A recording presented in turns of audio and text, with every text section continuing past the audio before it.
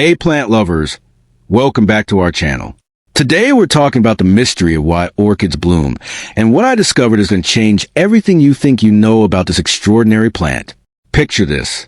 You walk past your orchid one morning, that elegant plant you've been caring for months, maybe even years, and suddenly you see something you thought would never happen.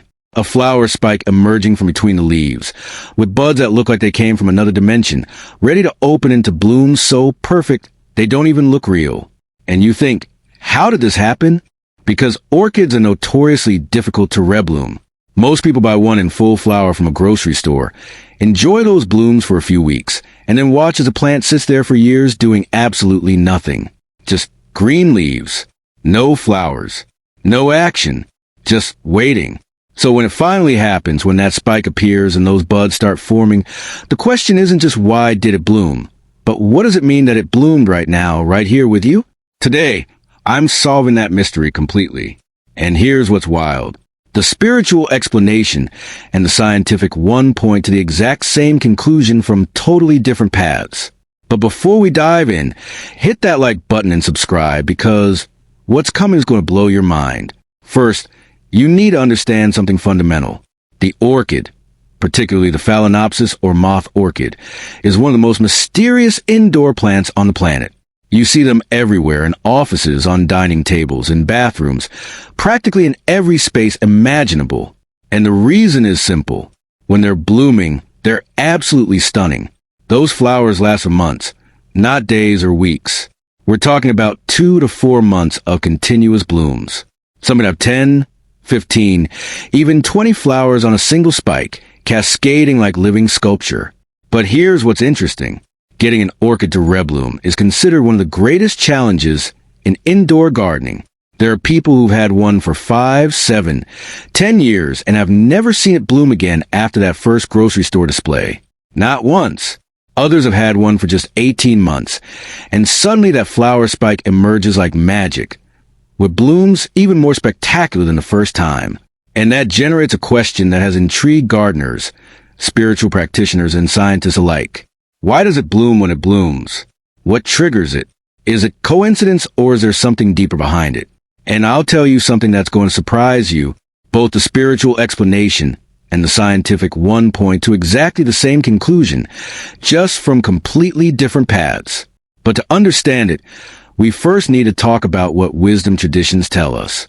For generations across different cultures in Asia, the Americas, and even Europe, the orchid has been considered much more than a decorative plant.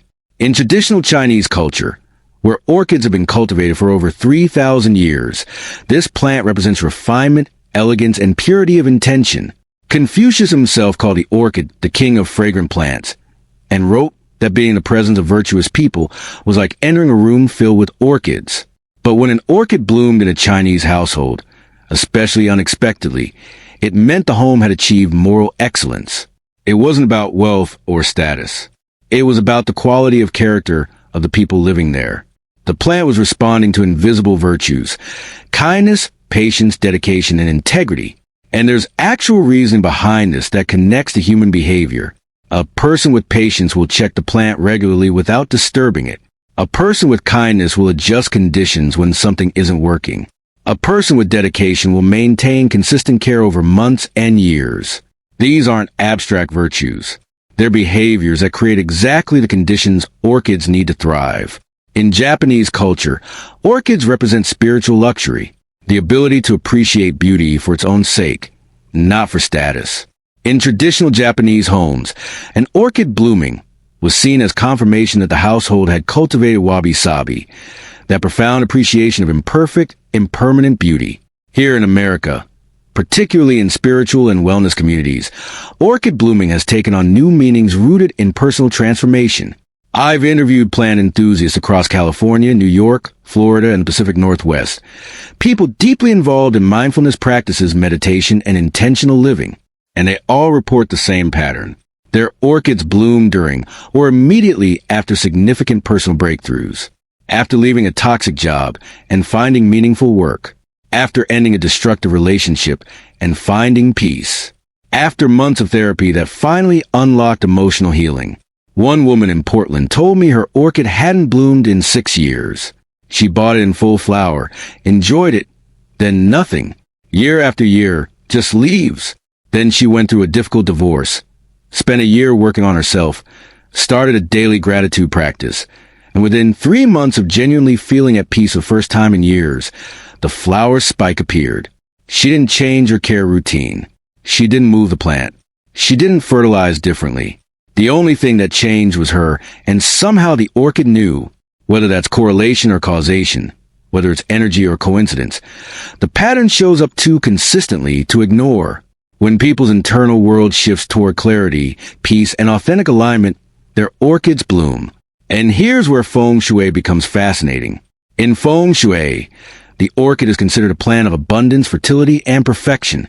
Its flowers represent the highest achievement of beauty in nature. But unlike other abundance plants that are placed to attract wealth from outside, the orchid's role is different. The orchid is placed to confirm abundance that already exists. It's not calling something in. It's revealing something that's already present but perhaps unrecognized. Feng Shui masters working with American clients say that where an orchid blooms also matters tremendously. If it blooms in the bedroom, it indicates emotional harmony. If it blooms in the living room, it signals that family relationships have reached mutual respect. If it blooms in a workspace, it means your creative energy is flowing and professional success is aligned with your authentic purpose. What's fascinating is that Feng Shui doesn't contradict science. It complements it perfectly, because when scientists explain why orchids bloom, you discover that the conditions that provoke blooming are exactly the same ones that Feng Shui describes as balanced, harmonious environments. And that's what we're going to see now. But first, if this video is opening your eyes, hit that like button right now. That simple gesture tells the platform this content is worthwhile and allows me to keep researching topics like this for you. Now comes the scientific part, and I promise when you hear it, everything is going to make sense. From a botanical standpoint, Phalaenopsis orchid blooming occurs under very specific conditions. The first thing the plant needs is maturity. We're not talking about a seedling. Orchids need sufficient development. Usually a plant with at least 4 to 6 healthy leaves and strong roots before it even considers blooming. But maturity alone isn't enough. The orchid also needs what researchers at universities across America, including studies from the American Orchid Society and Cornell University, call a temperature trigger. And this is absolutely key to understanding the whole mystery. Orchids need a temperature drop to initiate blooming. In their natural habitat, the tropical forests of Southeast Asia, they grow on trees where they experience distinct temperature variations between day and night. When daytime temperatures are around 75 to 80 degrees Fahrenheit and nighttime temperatures drop to 60 to 65 degrees Fahrenheit, that 10 to 15 degree difference sends a biological signal to the plant saying, conditions are changing. It's time to reproduce.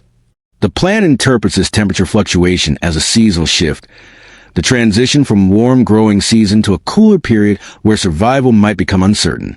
And just like we saw with other plants, that mild environmental stress triggers the reproductive response. It's not suffering, it's activation. It's the plant recognizing optimal timing for ensuring its genetic legacy. And here's what blows my mind. When an orchid blooms in your American home, whether you're in a climate-controlled apartment in Chicago, a house in Atlanta, or a loft in San Francisco, you've somehow recreated those natural temperature rhythms that exist in Southeast Asian tropical forests thousands of miles away. Dr. James Eckhart, an orchid specialist who spent 15 years documenting blooming patterns, found something remarkable. The orchids that rebloom consistently had owners who, often unknowingly, created seasonal temperature variations. They kept orchids near windows where nighttime temperatures naturally dropped in fall and winter. They turned down heating at night, creating that crucial day-night temperature differential. They didn't keep their homes at constant 72 degrees Fahrenheit year-round. These weren't people following a scientific protocol. They were people whose natural living rhythms aligned perfectly with the orchid's evolutionary triggers. Now, let's talk about something that connects everything, because this is where it gets really powerful and where science validates what traditional wisdom has been saying for generations. Beyond temperature, orchids need bright, indirect light for about 10 to 12 hours a day. In nature, they grow under forest canopies where they receive dappled, filtered light. They also need humidity between 40 to 70%, which is achievable in most American homes with simple strategies like pebble trays or occasional misting. And they need consistent watering. Not frequent, but consistent. Once a week for most environments, letting water drain completely through the pot. But here's the connection nobody talks about, the link between all these care requirements and what they actually mean about you. Think about what it takes to provide these conditions. You have to observe your plant regularly. You have to pay attention to seasonal changes. You have to find the right location with proper light. You have to be patient because blooming doesn't happen on your schedule. All of this requires presence, attention, consistency, patience, adaptability. These aren't just gardening skills. They're life skills. They're the same qualities that create success in relationships, in careers, in personal growth, in every meaningful area of human life. A person who can successfully rebloom an orchid is a person who has cultivated these qualities, whether they realize it or not. And this is where science and spirituality say the exact same thing with different words. Science says the plant blooms when it receives consistent care, proper light, temperature variation, and balanced watering over an extended period. Spirituality says the plant blooms when the caretaker has achieved patience, presence, adaptability, and dedication. Two different paths. One identical truth. The orchid blooms when you created the right conditions, and creating those conditions requires you to become a certain kind of person. And now comes what many of you have been waiting for. How to make yours bloom. First, the temperature trigger. This is non-negotiable. Your orchid needs a 10 to 15 degree drop between day and night for about 2 to 4 weeks to initiate a flower spike.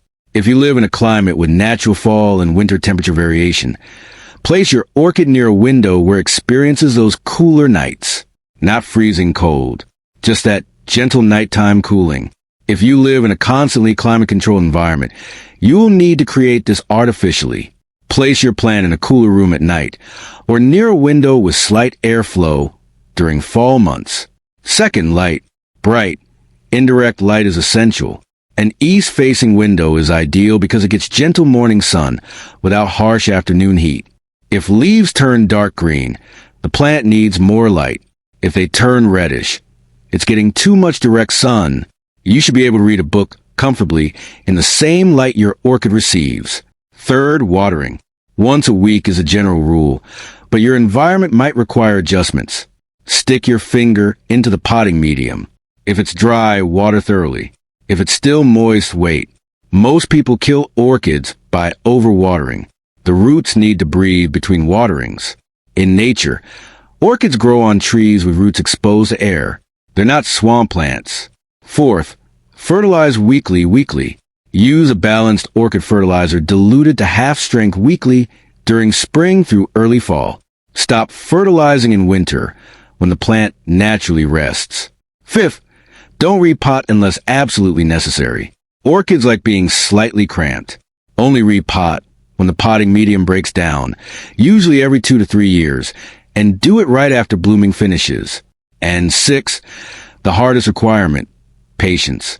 After you provide that temperature trigger, it can take 2 to 3 months for a flower spike to develop fully. During that time, don't move the plant. Don't change your care routine. Just let it do its thing. Orchids are extremely sensitive to being moved once a bud spike starts. They can abort the entire process if disturbed. This waiting period is where most people fail. They get impatient. They think something's wrong. They change conditions trying to help, and they accidentally sabotage the entire process. The orchid will bloom when it's ready, not when you want it to. And now I want you to think about something that connects everything we've talked about. What fascinates me most is how science and spirituality arrive at the same conclusion through completely different paths.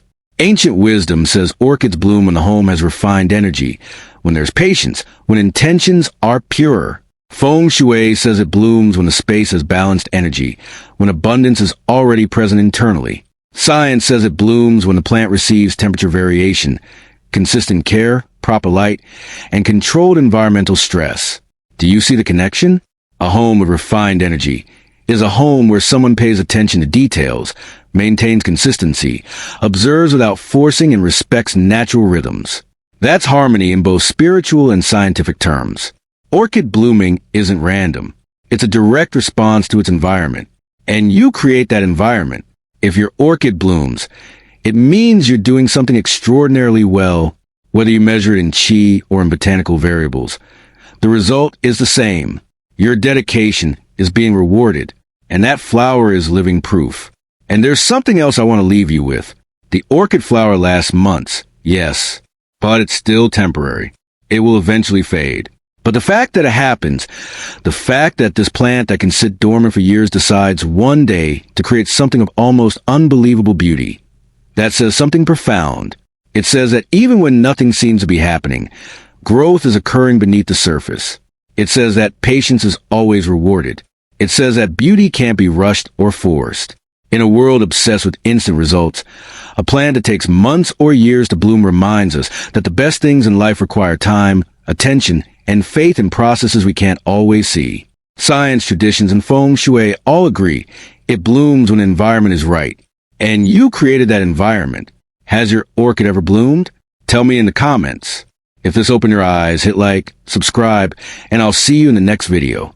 Take care of your plants.